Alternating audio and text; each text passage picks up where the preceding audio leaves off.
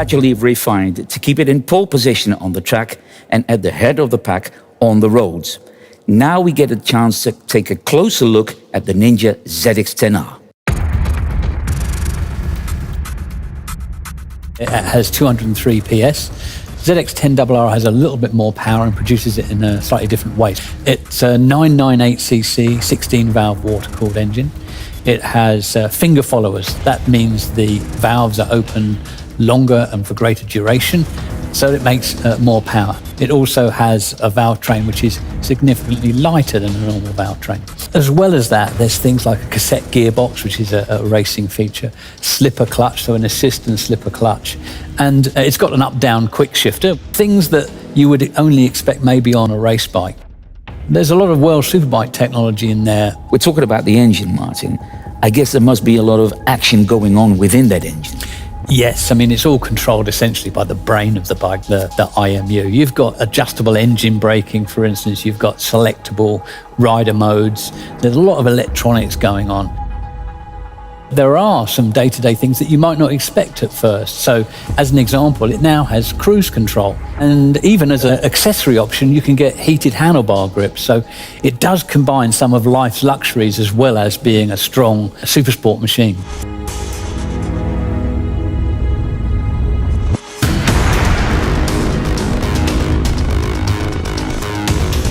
Inside the engine, there's a lot going on, but in terms of the chassis as well, there's a lot of updates. It's got Brembo M50 calipers as an example, but on the RR, the way that it differs from the R is that it's also got things like Marcazzini wheels, which have been developed specifically for the ZX-10RR. The RR is what you would call race ready. Yeah. So it's ready to perform and to be modified or changed if you wish, or even ridden as it is for a super fast track day bike.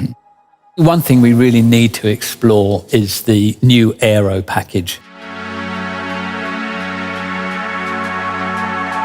There are integrated winglets on the front of the machine. These allow air to pass through the cowling through tunnels. That's 17% more downforce due to having integrated winglets. The aerodynamic package, this takes things to another level. Greater contact area of the tyre, greater grip, greater feedback.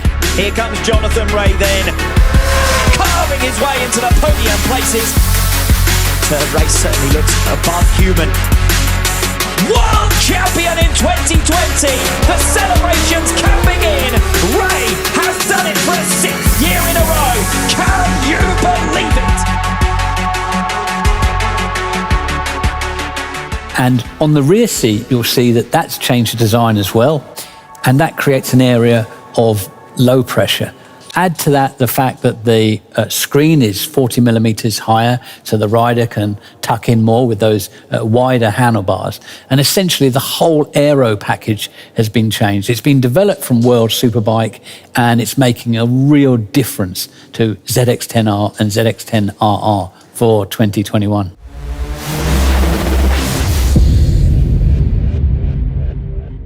We will take our Ninja brand to the next level with technical and engineering updates to both the Ninja ZX-10R and the Ninja ZX-10RR. The Ninja ZX-10R and RR have carried riders to over 120 wins in World Superbike races since 2011, as well as the world-famous Suzuka 8-hour race and many domestic championships, such as the British Superbike Championship. Jonathan Rea won his first ever race on his Ninja and has won multiple World Superbike Championships thanks to Ninja Power. So let's look at this bike of champions that is so loved by road riders, track day fans, and professional racers. The first thing to mention is that all the existing highly praised electronic rider aids, such as rider modes and sports traction control, remain for 2021. Added to this are many new engineering and technical updates, many of these as a result of input from the Kawasaki Racing team. Hours of testing by the factory team riders, providing information to KCHA engineers, has resulted in a number of innovations for 2021, including a new aerodynamics package, compliance with Euro 5 for machines sold within Europe, and further refinements to the ZX-10RR specification. The cowling now features integrated winglets. As air passes over these, the effect is to create downforce. In fact, the 2021 ZX-10R exhibits up to 70% more downforce than the 2020 model. It also has a new rear seat design that creates an area of low pressure behind the rider, and a taller screen resulting in more aerodynamics front profile and greater efficiency.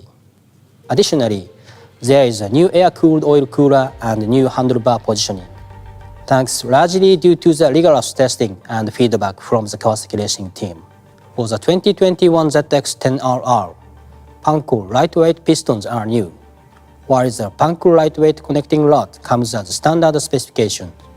These and other measures reduce the cylinder head group weight by approximately 500 grams and also allow the ZX-10RR to rev 400 RPM higher, making more peak horsepower than the ZX-10R, as the machine that has carried racers to the World Superbike Championship podium every year since 2015.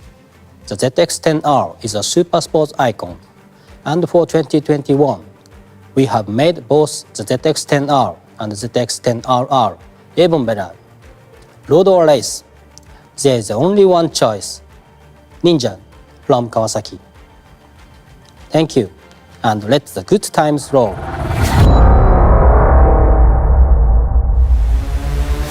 It's got a different dashboard as well for this year, right? Yeah, the TFT meter is different. It's really clear and easy to understand. The good thing is when you're concentrating on your road riding or even in track use, if you go to a track day, you can see it very clearly in your peripheral vision.